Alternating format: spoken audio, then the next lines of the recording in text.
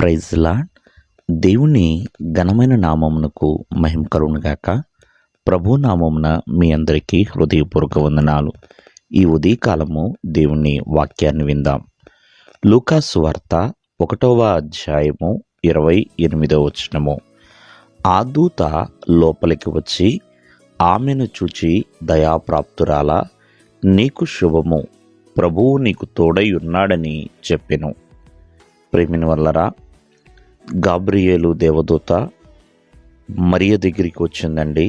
మరియను చూచింది, దయాప్రాప్తురాలా అని ఒక శుభవచనమును ఆమెకు వినపడేలా చేసింది. ప్రేమిన వల్లరా, అంతేకాదు ప్రభువు నీకు తోడై ఉన్నాడు అంటూ శుభప్రదమైన మాట ఆమెతో తెలియజేసింది.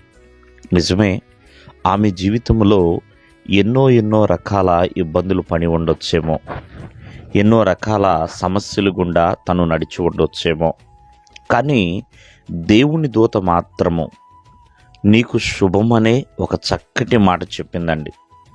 ఏంటా శుభము అని మనం ఆలోచన చేస్తే, ఆ ప్రపంచవ్యాప్తముగా ఎంతోమంది స్త్రీలు ఉన్నారు. ఆ స్త్రీలందరిలో కల్లా ప్రేమిన వల్లరా, యేసుక్రీస్తు వారిని ఈ భూమి మీదకి తీసుకురావటానికి మరియను మాత్రమే దేవుడు ఎన్నుకున్నాడండి.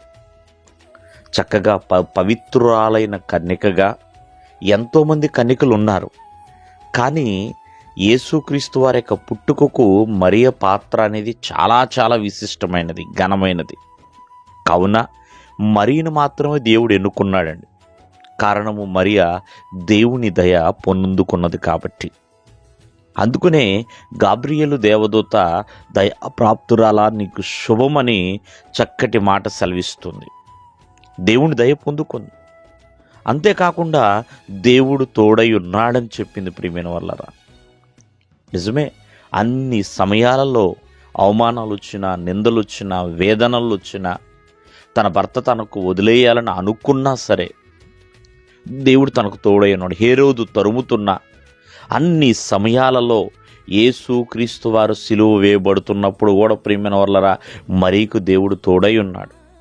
కావున ఆమె జీవితం ధన్యకరమైందండి. ఆమె స్త్రీలందరిలో ఆశీర్వదించబడింది. ఆమె గర్భఫలము ఆశీర్వదించబడింది. ప్రియమైన వల్లరా, ఆమె జీవితము ధన్యత కలిగి ఉన్నదండి.